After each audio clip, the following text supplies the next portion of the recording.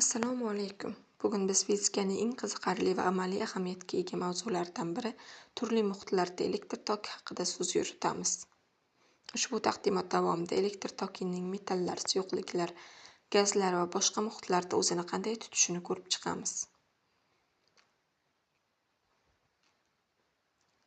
Ma'ruzamiz 12 asosiy qismdan iborat bo'lib, biz tokning umumiy tabiatidan boshlab eng zamonaviy yarim o'tkazgichli asboblar va ularning solishtirma tahliligacha bo'lgan yo'lni bosib o'tamiz.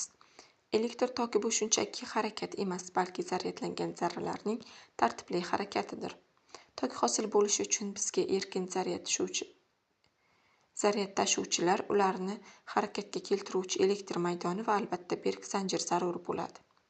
Metallarni olaylik. Ularda tokni erkin elektronlar tashib beradi.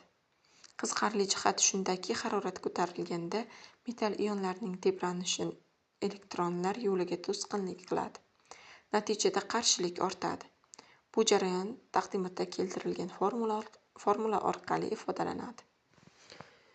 Suyuqliklarda, ya'ni elektrolitlarda zaryad tashuvchilar erkin elektronlar emas, balki musbat va manfiy ionlardir.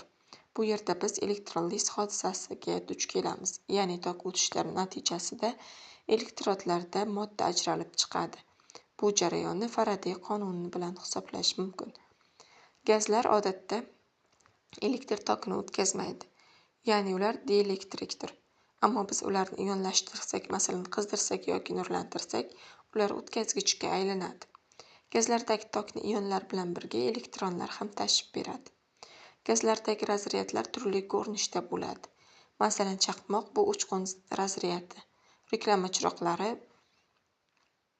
pilillovchi razryad. Metallarni payvandlashda esa yoy razryadidan foydalanamiz. Jadvalda ushbu turlarning asosiy farqlari ko'rsatilgan. Vakuum bu bo'shliq, unda zaryad tashuvchilari yo'q, lekin biz ularni termoelektron emissiya orqali, ya'ni metallni qizdirib ichiga kiritishimiz mumkin. Bu texnologiya rentgen naychalari va osillograflarda keng qo'llaniladi. Yarim o'tkazgichlar zamonaviy elektronikaning yuragi hisoblanadi. Ularda o'tkazuvchanlik elektronlar va kavaklar hisobiga amalga oshadi. Aralashmalar qo'shish orqali biz N-chi tur yoki P-chi tur yarim o'tkazgichlarni olishimiz mumkin.